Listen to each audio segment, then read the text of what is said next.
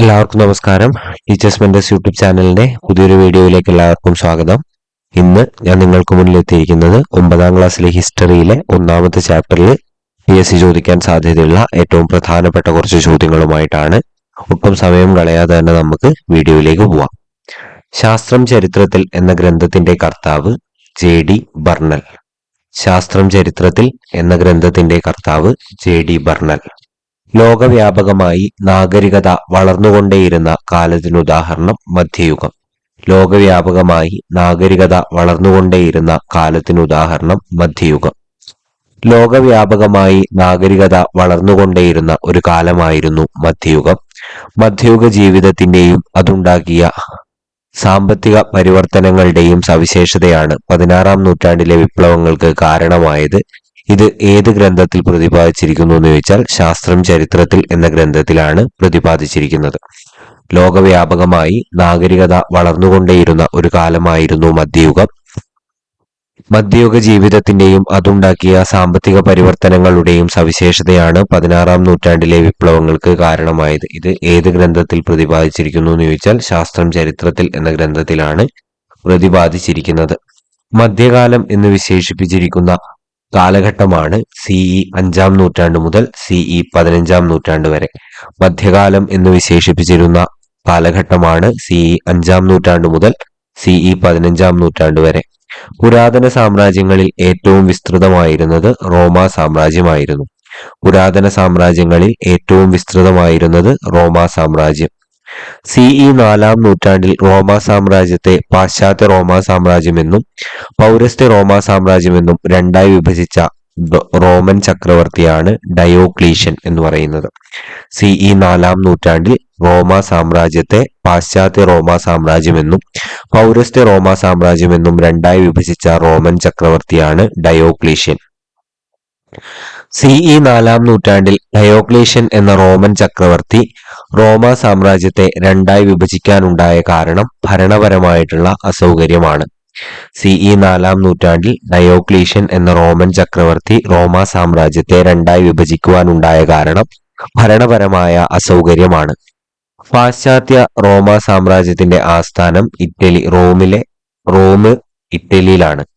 പാശ്ചാത്യ റോമാ സാമ്രാജ്യത്തിന്റെ ആസ്ഥാനം റോം, അത് ഇറ്റലിയിലാണ്.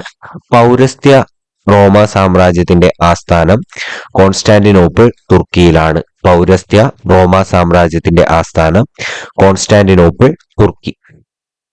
കോൺസ്റ്റാന്റിനോപ്പിളിന്റെ ആദ്യകാല നാമമാണ് ബൈസാൻഡിയം. കോൺസ്റ്റാന്റിനോപ്പിളിന്റെ ആദ്യകാല നാമം ബൈസാൻഡിയം. ബൈസാൻഡിയൻ സാമ്രാജ്യം എന്നറിയപ്പെട്ടിരുന്ന സാമ്രാജ്യം പൗരസ്ത്യ റോമാ സാമ്രാജ്യമാണ്. ബൈസന്റൈൻ സാമ്രാജ്യം എന്നറിയപ്പെട്ടിരുന്ന സാമ്രാജ്യം പൗരസ്ത്യ റോമാ സാമ്രാജ്യമാണ്. മധ്യധാരണ്യഴിക്കും കരിങ്കടലിനും ഇടയിലുള്ള തന്ത്രപ്രധാനമായ ബോസ്ഫറസ് കടലിടുക്കിൽ സ്ഥിതി ചെയ്യപ്പെടുന്ന നഗരമാണ് കോൺസ്റ്റാന്റിനോപ്പിൾ. ബോസ്ഫറസ് കടലിടുക്കിൽ സ്ഥിതി ചെയ്യുന്ന ഒരു നഗരമായിരുന്നു ഏത്? നമ്മുടെ ഈ കോൺസ്റ്റാന്റിനോപ്പിൾ എന്ന് പറയുന്നത്. റോമൻ ചക്രവർത്തിയായ കോൺസ്റ്റന്റൈന്റെ പേരിൽ അറിയപ്പെടുന്ന നഗരമാണ് കോൺസ്റ്റാന്റിനോപ്പിൾ. റോമൻ ചക്രവർത്തിയായിട്ടുള്ള കോൺസ്റ്റന്റൈന്റെ പേരിൽ അറിയപ്പെടുന്ന നഗരമാണ് കോൺസ്റ്റാന്റിനോപ്പിൾ. ഓട്ടോമൻ തുർക്കികളുടെ ഭരണകാലത്ത് തലസ്ഥാനമായിരുന്ന നഗരം കോൺസ്റ്റാന്റിനോപ്പിൾ. ഓട്ടോമൻ തുർക്കികളുടെ ഭരണകാലത്ത് തലസ്ഥാനമായിരുന്ന നഗരമാണ് കോൺസ്റ്റാന്റിനോപ്പിൾ.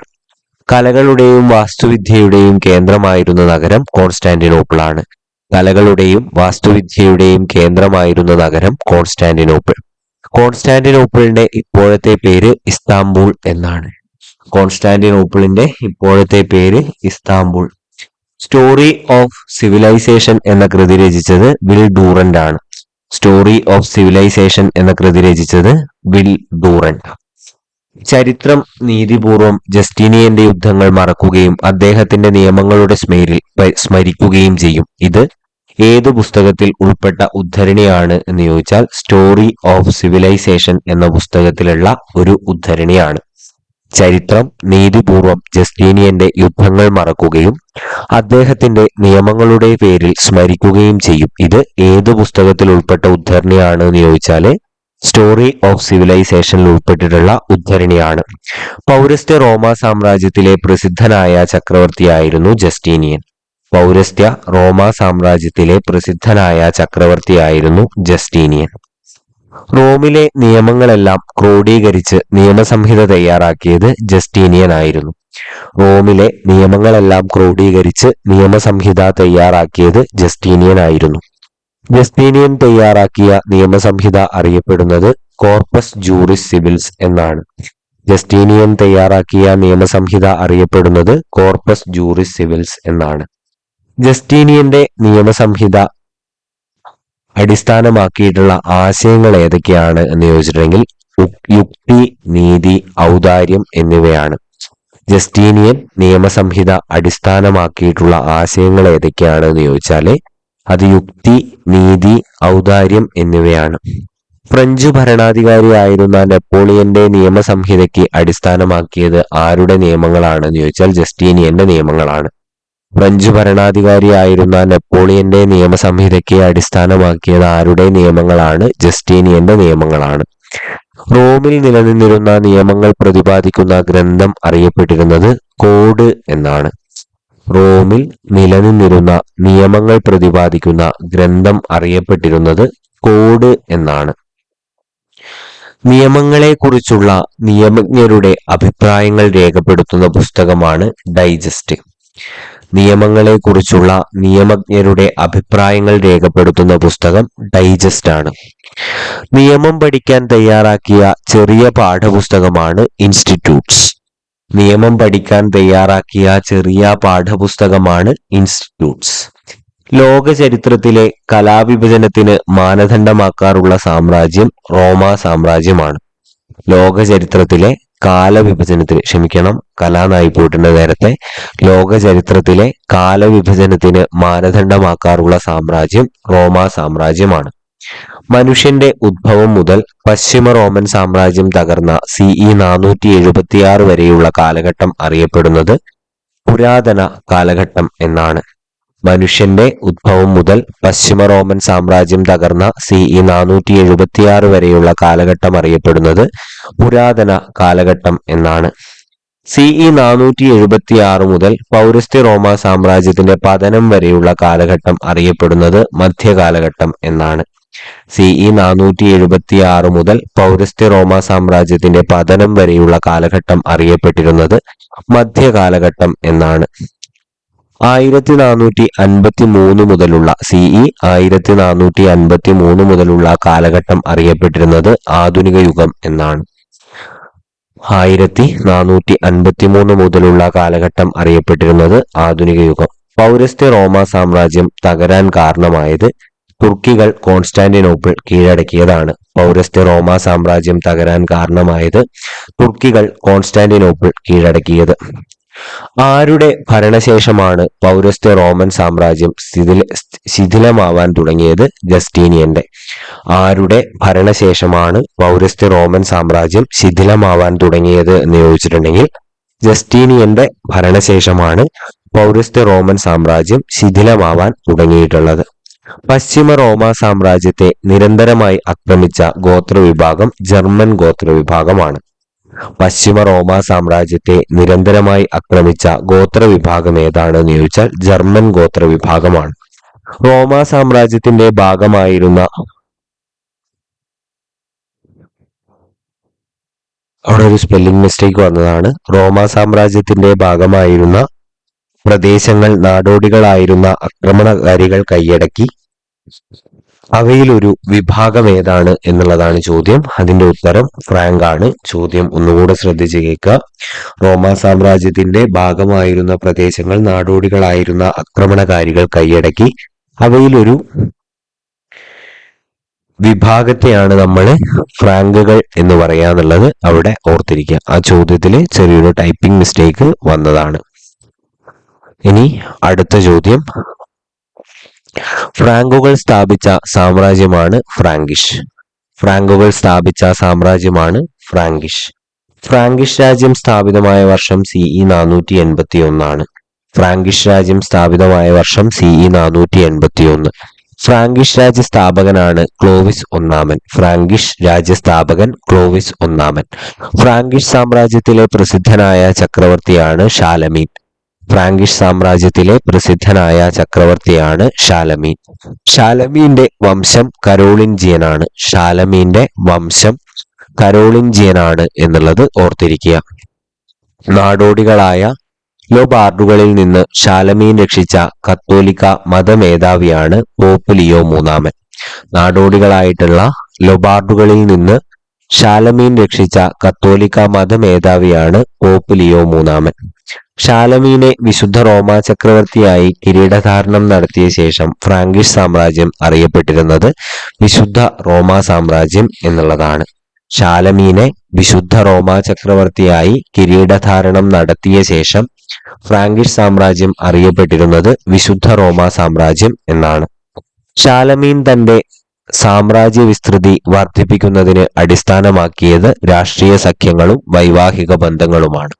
ഷാലമീൻ തന്റെ സാമ്രാജ്യ വിസ്തൃതി വർദ്ധിപ്പിക്കുന്നതിന് അടിസ്ഥാനമാക്കിയത് രാഷ്ട്രീയ സഖ്യങ്ങളും വൈവാഹിക ബന്ധങ്ങളുമാണ്. പ്രാദേശിക ഭരണം കൈകാര്യം ചെയ്യാൻ ഷാലമീൻ നിയോഗിച്ച ഉദ്യോഗസ്ഥൻ അറിയപ്പെട്ടിരുന്നത് കൗണ്ടുകൾ എന്നാണ്. പ്രാദേശിക ഭരണം കൈകാര്യം ചെയ്യാൻ ഷാലമീൻ നിയോഗിച്ച ഉദ്യോഗസ്ഥർ അറിയപ്പെട്ടിരുന്നത് കൗണ്ടുകൾ എന്നാണ്. കൗണ്ടുകളുടെ പ്രവർത്തനം പരിശോധിക്കാൻ ഷാലമീൻ നിയോഗിച്ച രഹസ്യ വിഭാഗമാണ് മിസൈ ഡൊമിനിസി എന്നുള്ളത്. കൗണ്ടുകളുടെ പ്രവർത്തനം പരിശോധിക്കാൻ ഷാലമീൻ നിയോഗിച്ചിട്ടുള്ള രഹസ്യ വിഭാഗമാണ് മിസൈ ഡൊമിനിസി. ഷാലമീന്റെ നേതൃത്വത്തിലുണ്ടായ വൈജ്ഞാനിക പുനരുദ്ധാരണം അറിയപ്പെടുന്നത് കരോലിൻജിയൻ നവോത്ഥാനം എന്നാണ്. ഷാലമീന്റെ നേതൃത്വത്തിൽ ഉണ്ടായിട്ടുള്ള വൈജ്ഞാനിക പുനരുദ്ധാരണം അറിയപ്പെടുന്നത് കരോലിൻജിയൻ നവോത്ഥാനം എന്നാണ്. ഫ്രാങ്കിഷ് സാമ്രാജ്യം വിഭജിക്കപ്പെടുകയും കാലക്രമേണ ശിഥിലമാവുകയും ചെയ്തത് ആരുടെ മരണത്തോടെയാണ്? ഷാലമീന്റെ മരണത്തോടെയാണ്. ഫ്രാങ്കിഷ് സാമ്രാജ്യം വിഭജിക്കപ്പെടുകയും കാലക്രമേണ ശിഥിലമാവുകയും ചെയ്തത് ആരുടെ മരണത്തോടെയാണ്? ഷാലമീന്റെ മരണത്തോടെയാണ്. ഇറാഖ്, ഇറാൻ, സൗദി അറേബ്യ തുടങ്ങിയ രാജ്യങ്ങൾ ഉൾപ്പെട്ടിരുന്ന പ്രദേശം ആദ്യകാലത്ത് അറിയപ്പെട്ടിരുന്നത് അറേബ്യ എന്നാണ്. ഇറാഖ്, ഇറാൻ, സൗദി അറേബ്യ തുടങ്ങിയ രാജ്യങ്ങൾ ഉൾപ്പെട്ടിരുന്ന പ്രദേശം ആദ്യകാലത്ത് അറിയപ്പെട്ടിരുന്നത് അറേബ്യ. ഇസ്ലാം മത പ്രവാചകനായിട്ടുള്ള മുഹമ്മദ് നബി തലവനായിരുന്ന രാഷ്ട്രമാണ് അറേബ്യ. ഇസ്ലാം മത പ്രവാചകനായ മുഹമ്മദ് നബി തലവനായിരുന്ന രാഷ്ട്രം അറേബ്യ. മുഹമ്മദ് നബി ജനിച്ച വർഷം CE 571. മുഹമ്മദ് നബി ജനിച്ച വർഷം CE 571. മുഹമ്മദ് നബി ജനിച്ച മക്കയിലെ ഗോത്രവിഭാഗം ഖുറൈശി എന്നുള്ള ഗോത്രവിഭാഗമാണ്. ഖുറൈശി എന്ന ഗോത്രവിഭാഗത്തിലാണ് മുഹമ്മദ് നബി ജനിച്ചിരുന്നത്. ഇസ്ലാമിന്റെ വിശുദ്ധ നഗരം എന്നറിയപ്പെടുന്നത് മക്കയാണ്. ഇസ്ലാമിന്റെ വിശുദ്ധ നഗരം എന്നറിയപ്പെടുന്നത് മക്ക. മക്കയിലെ പ്രമാണി വർഗത്തിന്റെ എതിർപ്പിനെ തുടർന്ന് മുഹമ്മദ് നബി മദീനയിലേക്ക് പലായനം നടത്തിയ വർഷം CE 622 ആണ്. മക്കയിലെ പ്രമാണി വർഗത്തിന്റെ എതിർപ്പിനെ തുടർന്ന് മുഹമ്മദ് നബി മദീനയിലേക്ക് പലായനം നടത്തിയ വർഷം CE 622. മുഹമ്മദ് നബിയുടെ മക്കയിൽ നിന്നും മദീനയിലേക്കുള്ള യാത്ര അറിയപ്പെടുന്നത് ഹിജ്റ എന്നാണ്. മുഹമ്മദ് നബിയുടെ മക്കയിൽ നിന്നും മദീനയിലേക്കുള്ള യാത്ര അറിയപ്പെടുന്നത് ഹിജ്റ എന്നാണ്. മുഹമ്മദ് നബിയുടെ മക്കയിൽ നിന്നും മദീനയിലേക്കുള്ള യാത്രയെ അടിസ്ഥാനമാക്കി ആരംഭിച്ച വർഷമാണ് ഹിജ്റ വർഷം. മുഹമ്മദ് നബിയുടെ മക്കയിൽ നിന്നും മദീനയിലേക്കുള്ള യാത്രയെ അടിസ്ഥാനമാക്കിയിട്ട് ആരംഭിച്ച വർഷമാണ് ഹിജ്റ വർഷം. പ്രവാചകൻ മുഹമ്മദ് നബി അന്തരിച്ച വർഷം CE 632. പ്രവാചകൻ മുഹമ്മദ് നബി അന്തരിച്ച വർഷം CE 632.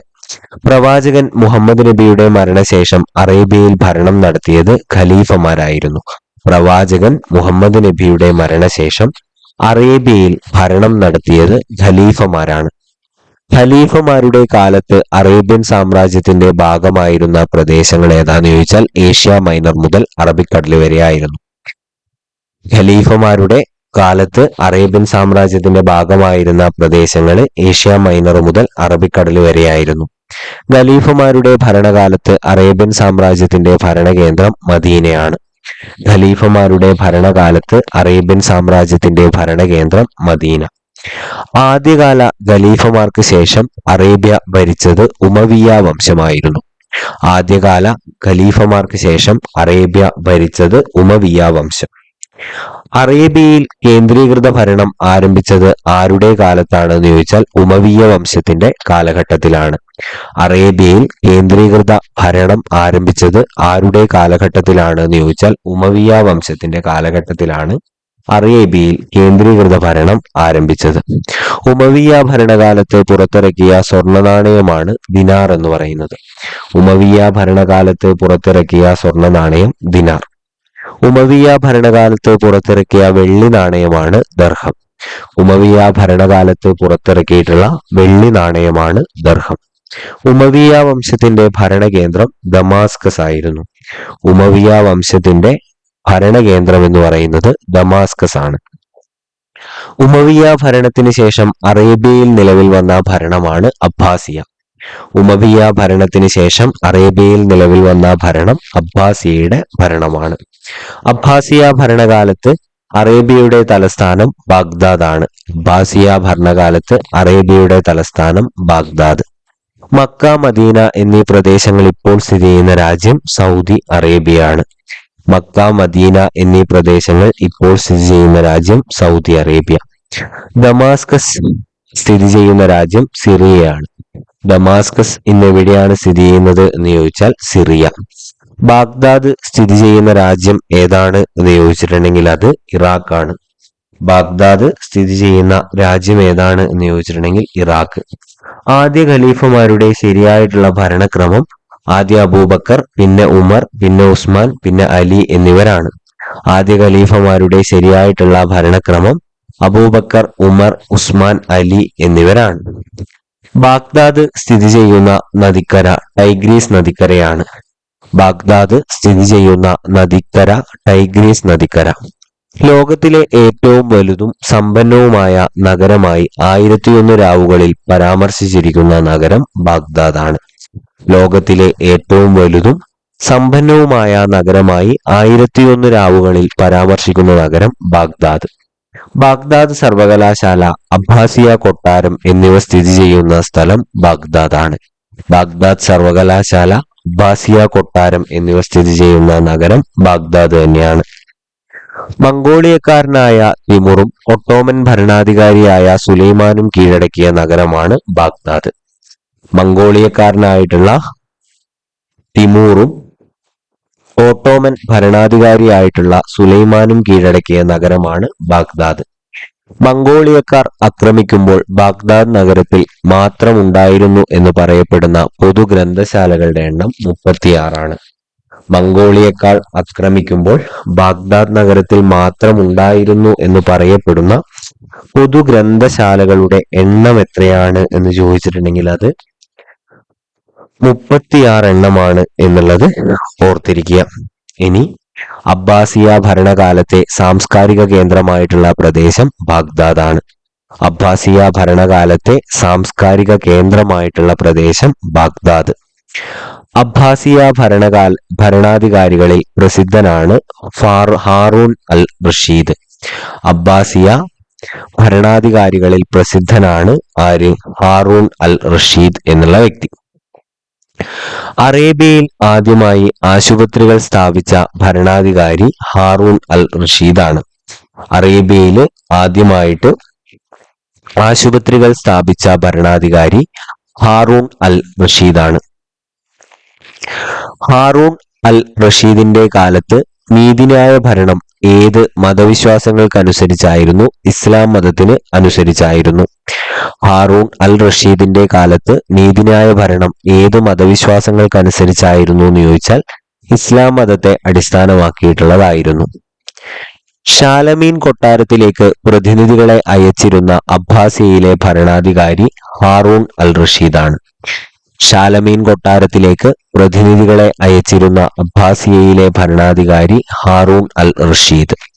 തുർക്കി നേതാവായ മുഹമ്മദ് രണ്ടാമൻ കോൺസ്റ്റാന്റിനോപ്പിൾ പിടിച്ചെടുത്ത വർഷം CE 1453 തുർക്കി നേതാവായ മുഹമ്മദ് രണ്ടാമൻ കോൺസ്റ്റാന്റിനോപ്പിൾ പിടിച്ചെടുത്ത വർഷം CE 1453. CE 1453 തുർക്കി നേതാവായ മുഹമ്മദ് രണ്ടാമൻ കോൺസ്റ്റാന്റിനോപ്പിൾ പിടിച്ചെടുത്തതോടെ ശക്തിപ്പെട്ട സാമ്രാജ്യം ഓട്ടോമൻ സാമ്രാജ്യമാണ്. CE 1453 തുർക്കി നേതാവായ മുഹമ്മദ് രണ്ടാമൻ കോൺസ്റ്റാന്റിനോപ്പിൾ പിടിച്ചെടുത്തതോടെ ശക്തിപ്പെട്ട സാമ്രാജ്യം ഓട്ടോമൻ സാമ്രാജ്യമാണ്. 13-ാം നൂറ്റാണ്ടിന്റെ അവസാനത്തോടെ ഓട്ടോമൻ സാമ്രാജ്യം സ്ഥാപിച്ചത് ഉസ്മാനാണ്. 13-ാം നൂറ്റാണ്ടിന്റെ അവസാനത്തോടെ ഓട്ടോമൻ സാമ്രാജ്യം സ്ഥാപിച്ചത് ഉസ്മാൻ.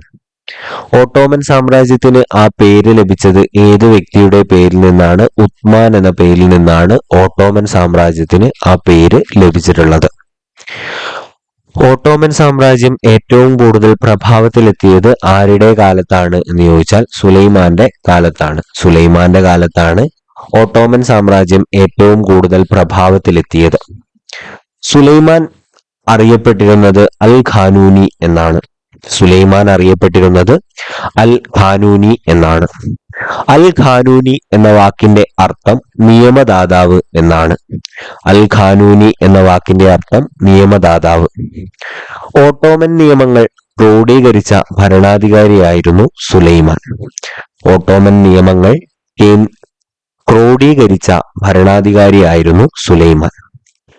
ഓട്ടോമൻ സാമ്രാജ്യത്തിൽ കേന്ദ്രീകൃത ഭരണത്തിന് നേതൃത്വം നൽകിയ വ്യക്തി സുലൈമാനാണ്. ഓട്ടോമൻ സാമ്രാജ്യത്തിൽ കേന്ദ്രീകൃത ഭരണത്തിന് നേതൃത്വം നൽകിയിട്ടുള്ള വ്യക്തി സുലൈമാനാണ്. ഏഷ്യയുടെ യുദ്ധവീര്യം ഓട്ടോമൻ ഭരണാധികാരികളിലൂടെ ബോധ്യപ്പെട്ട വിദേശികളാണ് യൂറോപ്യൻസ്. ഏഷ്യയുടെ യുദ്ധവീര്യം ഓട്ടോമൻ ഭരണാധികാരികളിലൂടെ ബോധ്യപ്പെട്ട വിദേശികൾ ആരാന്ന് ചോദിച്ചിട്ടുണ്ടെങ്കിൽ അത് യൂറോപ്യൻസ് ആണ്. ഓട്ടോമൻ സാമ്രാജ്യത്തിന്റെ തകർച്ചയ്ക്ക് കാരണമായ യുദ്ധം ഒന്നാം ലോക മഹായുദ്ധമാണ്. ഓട്ടോമൻ സാമ്രാജ്യത്തിന്റെ തകർച്ചയ്ക്ക് കാരണമായിട്ടുള്ള യുദ്ധം ഒന്നാം ലോക മഹായുദ്ധം. മധ്യേഷ്യയിൽ റഷ്യക്കും ചൈനയ്ക്കും ഇടയിലുള്ള പ്രദേശമാണ് മംഗോളിയ എന്ന് പറയുന്നത്. മധ്യേഷ്യയിൽ റഷ്യക്കും ചൈനയ്ക്കും ഇടയിലുള്ള പ്രദേശമാണ് മംഗോളിയ. മംഗോളിയയിലെ കാലാവസ്ഥ എങ്ങനെയാണ് എന്ന് ചോദിച്ചിട്ടുണ്ടെങ്കിൽ വേനൽക്കാലത്ത് ഉയർന്ന ചൂടും തണുപ്പുകാലത്ത് അതിശൈത്യവുമാണ്. മംഗോളിയയിലെ കാലാവസ്ഥ എങ്ങനെയാണ് എന്ന് ചോദിച്ചിട്ടുണ്ടെങ്കിൽ വേനൽക്കാലത്ത് ഉയർന്ന ചൂടും തണുപ്പുകാലത്ത് അതിശൈത്യവുമാണ്. നാടോടികളെ പോലെ കൂടാരത്തിൽ താമസിക്കുകയും കുതിരപ്പുറത്ത് നാടുചുറ്റി നടക്കുകയും ചെയ്ത ഗോത്രവാസികൾ ഉൾപ്പെട്ടിരുന്ന സാമ്രാജ്യത്തിന് ഉദാഹരണമാണ് മംഗോളിയൻ സാമ്രാജ്യം എന്ന് പറയുന്നത്. നാടോടികളെ പോലെ കൂടാരത്തിൽ താമസിക്കുകയും കുതിരപ്പുറത്ത് നാടുചുറ്റി നടക്കുകയും ചെയ്ത ഗോത്രവാസികൾ ഉൾപ്പെടുന്ന സാമ്രാജ്യത്തിന് ഉദാഹരണമാണ് നമ്മുടെ മംഗോളിയൻ സാമ്രാജ്യം. വിവിധ മംഗോളിയൻ ഗോത്രങ്ങളെ ഒന്നിപ്പിച്ച് മംഗോളിയൻ സാമ്രാജ്യം സ്ഥാപിച്ചത് ചെങ്കിസ് ഖാനാണ്. വിവിധ മംഗോളിയൻ ഗോത്രങ്ങളെ ഒന്നിപ്പിച്ച് മംഗോളിയൻ സാമ്രാജ്യം സ്ഥാപിച്ചത് ചെങ്കിസ് ഖാൻ.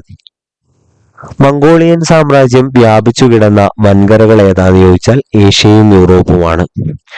മംഗോളിയൻ സാമ്രാജ്യം വ്യാപിച്ചു കിടന്ന വൻകരകൾ ഏഷ്യയും യൂറോപ്പും. ചെങ്കിസ് ഖാന്റെ ഭരണകേന്ദ്രം കാരക്കോറം സൈബീരിയയിലാണ്. ചെങ്കിസ് ഖാന്റെ ഭരണകേന്ദ്രം കാരക്കോറം, അത് സൈബീരിയ. കാരക്കോറം സ്ഥിതി ചെയ്യുന്ന നദീതീരം ഒനോണാണ്. കാരക്കോറം സ്ഥിതി ചെയ്യുന്ന നദീതീരം ഒനോൺ. മംഗോളിയൻ സൈന്യത്തിന്റെ പ്രധാന സവിശേഷതകളാണ് ശക്തമായ കുതിരപ്പട, സുസംഘടിതമായ ചാരസംഘം, കുതിരപ്പുറത്തിരുന്ന് ഉപയോഗിക്കാൻ കഴിയുന്ന ചെറിയ പീരങ്കികൾ എന്നിവ. മംഗോളിയൻ സൈന്യത്തിന്റെ പ്രധാന സവിശേഷതകളാണ് ശക്തമായ കുതിരപ്പട, സുസംഘടിതമായ ചാരസംഘം, കുതിരപ്പുറത്തുനിന്ന് ഉപയോഗിക്കാൻ കഴിയുന്ന ചെറിയ പീരങ്കികൾ. സാമ്രാജ്യത്തിന്റെ ഭാഗമായ വിദൂര ദേശങ്ങളെ ഭരണകേന്ദ്രവുമായി ബന്ധിപ്പിക്കാൻ കുതിരകളെ ഉപയോഗിച്ചുള്ള തപാൽ സാമ്രാജ്യം സമ്പ്രദായം നടപ്പിലാക്കിയ സാമ്രാജ്യമാണ് മംഗോളിയ. സാമ്രാജ്യത്തിന്റെ ഭാഗമായ വിദൂര ദേശങ്ങളെ ഭരണകേന്ദ്രവുമായി ബന്ധിപ്പിക്കാൻ കുതിരകളെ ഉപയോഗിച്ചിട്ടുള്ള തപാൽ സമ്പ്രദായം നടപ്പിലാക്കിയ സാമ്രാജ്യമാണ് മംഗോളിയ. കുതിരകളെ ഉപയോഗിച്ചുള്ള ആശയവിനിമയ തപാൽ സമ്പ്രദായം അറിയപ്പെട്ടിരുന്നത് കൊറിയർ എന്നാണ്. കുതിരകളെ ഉപയോഗിച്ചുള്ള ആശയവിനിമയ തപാൽ സംവിധാനം അറിയപ്പെട്ടിരുന്നത് കൊറിയർ. കൊറിയർ സമ്പ്രദായം നടപ്പിലാക്കിയ മംഗോളിയൻ ഭരണാധികാരി ചെങ്കിസ് ഖാനാണ്. കൊറിയർ സമ്പ്രദായം നടപ്പിലാക്കിയ മംഗോളിയൻ ഭരണാധികാരി ചെങ്കിസ് ഖാൻ. ചെങ്കിസ് ഖാന്റെ പിൻഗാമിയായിരുന്ന മംഗോളിയൻ ഭരണാധികാരിയായിരുന്നു തിമൂർ. ചെങ്കിസ് ഖാന്റെ പിൻഗാമിയായിരുന്ന മംഗോളിയൻ ഭരണാധികാരി തിമൂർ. തിമൂറിന്റെ ഭരണകേന്ദ്രം സമർഖണ്ഡാണ്. തിമൂറിന്റെ ഭരണകേന്ദ്രം സമർഖണ്ഡ്. യുദ്ധത്തിൽ കാലിൽ മുറിവേറ്റ തിമൂർ അറിയപ്പെട്ടിരുന്നത് തിമൂർ തമാർ ലൈൻ എന്നാണ്. യുദ്ധത്തിൽ കാലിൽ മുറിവേറ്റ തിമൂർ അറിയപ്പെട്ടിരുന്നത് തിമൂർ തമാർ ലൈൻ എന്നാണ്. സിന്ധു നദി കടന്ന് ഡൽഹിയിലെത്തിയ തിമൂർ ഇന്ത്യയെ ആക്രമിച്ച് വൻ സമ്പത്തുമായി മടങ്ങിയ വർഷം 1398. സിന്ധു നദി കടന്ന് ഡൽഹിയിലെത്തിയ തിമൂർ ഇന്ത്യയെ ആക്രമിച്ച് വൻ സമ്പത്തുമായി മടങ്ങിയ വർഷം 1398. മധ്യകാല ആഫ്രിക്കയിൽ നിലനിന്നിരുന്ന പ്രസിദ്ധമായിട്ടുള്ള സാമ്രാജ്യമായിരുന്നു മാലി. മധ്യകാല ആഫ്രിക്കയിൽ നിലനിന്നിരുന്ന പ്രസിദ്ധമായിട്ടുള്ള സാമ്രാജ്യമായിരുന്നു മാലി. മാലി സാമ്രാജ്യത്തിന്റെ ഭരണകേന്ദ്രം പടിഞ്ഞാറേ ആഫ്രിക്കയിലെ മാലിയായിരുന്നു. മാലി സാമ്രാജ്യത്തിന്റെ ഭരണകേന്ദ്രം പടിഞ്ഞാറേ ആഫ്രിക്കയിലെ മാലി. മധ്യകാല ആഫ്രിക്കയിലെ പ്രസിദ്ധനായ ഭരണാധികാരിയായിരുന്നു കങ്കൻ മുസ. മധ്യകാല ആഫ്രിക്കയിലെ പ്രസിദ്ധനായിട്ടുള്ള ഭരണാധികാരിയായിരുന്നു കങ്കൻ മുസ. പാശ്ചാത്യ രാജ്യങ്ങളിലെ രേഖകളിൽ മൻസ മൗസ എന്നറിയപ്പെട്ടിരുന്ന ഭരണാധികാരി കങ്കൻ മുസയാണ്. പാശ്ചാത്യ രാജ്യങ്ങളിലെ രേഖകളിൽ മൻസ മൗസ എന്നറിയപ്പെട്ട ഭരണാധികാരി കങ്കൻ മുസ. മാലി അക്കാലത്തെ സമ്പന്നമായിട്ടുള്ള പ്രദേശമാവാൻ കാരണം വലിയ സ്വർണശേഖരമായിരുന്നു. മാലി അക്കാലത്തെ സമ്പന്നമായിട്ടുള്ള പ്രദേശമാവാനുള്ള ഒരു കാരണം വലിയ സ്വർണശേഖരമായിരുന്നു. മധ്യകാല ആഫ്രിക്കയിലെ പ്രധാന സാംസ്കാരിക കേന്ദ്രവും കച്ചവട കേന്ദ്രവുമായിരുന്ന മാലി സാമ്രാജ്യത്തിലെ പ്രദേശമാണ് ടിംബുക്ടു എന്ന് പറയുന്നത്. മധ്യകാല ആഫ്രിക്കയിലെ പ്രധാന സാംസ്കാരിക കേന്ദ്രവും കച്ചവട കേന്ദ്രവുമായിരുന്ന മാലി സാമ്രാജ്യത്തിലെ പ്രദേശമാണ് ടിംബുക്ടു. വെന്നീസ്, ഗ്രാനഡ, ജനോവ എന്നിവിടങ്ങളിൽ നിന്നും വ്യാപാരികൾ സ്വർണം, ആനക്കൊമ്പ് എന്നിവയുടെ കച്ചവടത്തിനായിട്ട് എത്തിയ പ്രദേശം ടിംബുക്ടു ആയിരുന്നു. വെന്നീസ്, ഗ്രാനഡ, ജനോവ എന്നിവിടങ്ങളിൽ നിന്നും വ്യാപാരികൾ സ്വർണം, ആനക്കൊമ്പ് എന്നിവയുടെ കച്ചവടത്തിനായി എത്തിയ പ്രദേശം ടിംബുക്ടു ആയിരുന്നു. അടിമക്കച്ചവടത്തിന്റെ പ്രധാന കേന്ദ്രമായിരുന്ന ആഫ്രിക്കയിലെ നഗരമാണ് ടിംബുക്ടു. അടിമക്കച്ചവടത്തിന്റെ പ്രധാന കേന്ദ്രമായിരുന്ന ആഫ്രിക്കയിലെ നഗരമാണ് ടിംബുക്ടു എന്ന് പറയുന്നത്. കങ്കൻ മുസ പണികഴിപ്പിച്ച ടിംബുക്ടുവിലെ മധ്യകാല ലോകത്തെ പ്രധാന ഇസ്ലാമിക പഠന കേന്ദ്രമായിരുന്നു ഗ്രേറ്റ് മോസ്ക്.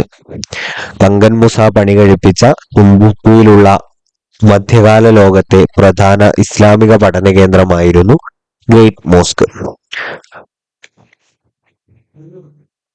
കങ്കൻ മുസ മക്കയിലേക്ക് യാത്ര നടത്തിയ വർഷം 1324. കങ്കൻ മുസ മക്കയിലേക്ക് യാത്ര നടത്തിയ വർഷം 1324. മധ്യകാല ലോകത്തെ ഏറ്റവും സമ്പന്നമായ ഭരണാധികാരി എന്ന് കങ്കൻ മുസയെ വിശേഷിപ്പിച്ചത് ഇബ്നു ബത്തൂത്തയാണ്. മധ്യകാല ലോകത്തിലെ ഏറ്റവും സമ്പന്നമായ ഭരണാധികാരി എന്ന് കങ്കൻ മുസയെ വിശേഷിപ്പിച്ചത് ഇബ്നു ബത്തൂത്ത. മധ്യകാലഘട്ടത്തിൽ ഏഷ്യയിൽ ശക്തമായ ഭരണവ്യവസ്ഥകൾ നിലനിന്നിരുന്ന രാജ്യം ചൈനയും ജപ്പാനുമായിരുന്നു. മധ്യകാലഘട്ടത്തിൽ ഏഷ്യയിൽ ശക്തമായ ഭരണവ്യവസ്ഥകൾ നിലനിന്നിരുന്ന രാജ്യം ചൈനയും ജപ്പാനുമായിരുന്നു.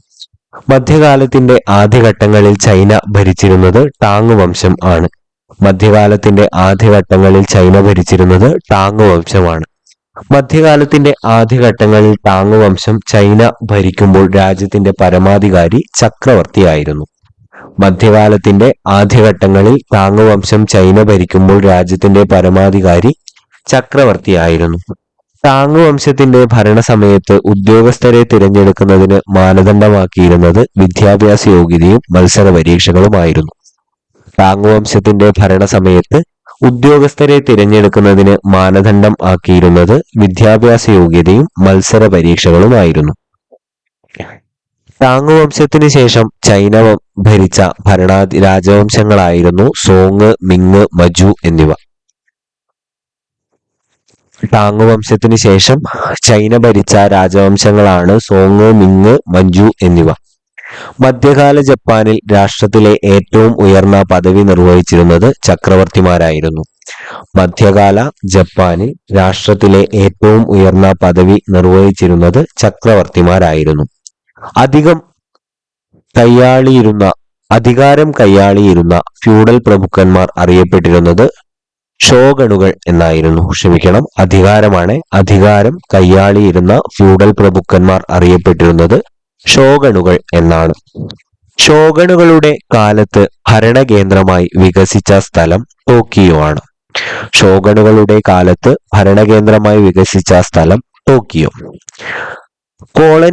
കോളനികൾ സ്ഥാപിക്കാനായി പുതിയ പ്രദേശങ്ങൾ തേടി യൂറോപ്യന്മാർ അമേരിക്കയിലെത്തിയ നൂറ്റാണ്ട് 16-ാം നൂറ്റാണ്ടാണ്. 16-ാം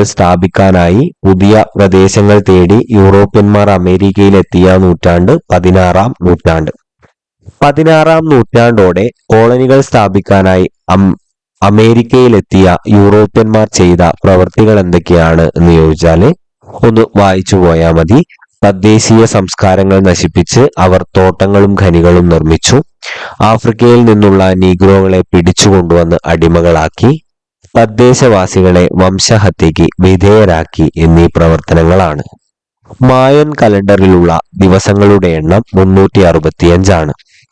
മായൻ കലണ്ടറിലെ ഒരു വർഷത്തിലെ മാസങ്ങളുടെ എണ്ണം 18 ആണ്. മായൻ കലണ്ടറിലെ ഒരു മാസത്തിലെ ദിവസങ്ങളുടെ എണ്ണം 20 ആണ്. മായൻ കലണ്ടറിൽ ആഘോഷങ്ങൾക്കും ഉത്സവങ്ങൾക്കുമുള്ള അവധി ദിനങ്ങളുടെ എണ്ണം 5 ആണ്. 11 മുതൽ 13 വരെയുള്ള നൂറ്റാണ്ടുകളിൽ പടിഞ്ഞാറൻ യൂറോപ്പും തുർക്കികളും തമ്മിൽ നടന്ന യുദ്ധങ്ങൾ അറിയപ്പെട്ടിരുന്നത് കുരിശുയുദ്ധം എന്നാണ്. 11 മുതൽ 13 വരെയുള്ള നൂറ്റാണ്ടുകളിൽ പടിഞ്ഞാറൻ യൂറോപ്പും തുർക്കികളും തമ്മിൽ നടന്ന യുദ്ധങ്ങൾ കുരിശുയുദ്ധം എന്ന പേരിൽ അറിയപ്പെട്ടു. കുരിശുയുദ്ധങ്ങൾ നടന്നത് ഏതു പട്ടണം സ്വന്തമാക്കാൻ വേണ്ടിയാണെന്ന് ചോദിച്ചാൽ ജെറുസലേം സ്വന്തമാക്കാൻ വേണ്ടിയിട്ടാണ്. കുരിശുയുദ്ധങ്ങൾ നടന്നത് ഏതു പട്ടണം സ്വന്തമാക്കാൻ വേണ്ടിയിട്ടാണ് എന്ന് ചോദിച്ചാൽ ജെറുസലേം സ്വന്തമാക്കാൻ വേണ്ടിയിട്ടാണ്. ക്രിസ്ത്യൻ, ഇസ്ലാം, ജൂത മതാനുയായികൾ ഒരുപോലെ പുണ്യനഗരമായി കരുതുന്ന പട്ടണമാണ് ജെറുസലേം. ക്രിസ്ത്യൻ, ഇസ്ലാം, ജൂത മതസ്ഥര് ഒരുപോലെ പുണ്യനഗരമായി കരുതുന്ന ഒരു പട്ടണമാണ് ഏത്? ജെറുസലേം. മധ്യകാല യൂറോപ്പിൽ നിലനിന്നിരുന്ന ഭൂമി കേന്ദ്രീകൃതമായ സാമൂഹിക, രാഷ്ട്രീയ, സാമ്പത്തിക വ്യവസ്ഥിതി അറിയപ്പെടുന്നത് ഫ്യൂഡലിസം എന്നാണ്. മധ്യകാല യൂറോപ്പിൽ നിലനിന്നിരുന്ന ഭൂമി കേന്ദ്രീകൃതമായ സാമൂഹിക, രാഷ്ട്രീയ, സാമ്പത്തിക വ്യവസ്ഥിതി അറിയപ്പെടുന്നത് ഫ്യൂഡലിസം എന്നാണ്. യൂറോപ്പിൽ ഫ്യൂഡലിസം തകരാൻ തുടങ്ങിയത് 15-ാം നൂറ്റാണ്ട് മുതലാണ്.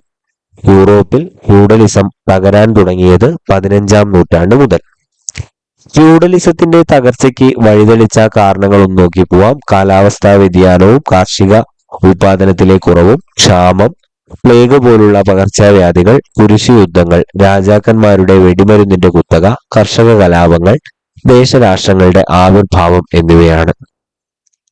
ഇത്രയാണ് ഒന്നാമത്തെ ചാപ്റ്ററിലുള്ളത്.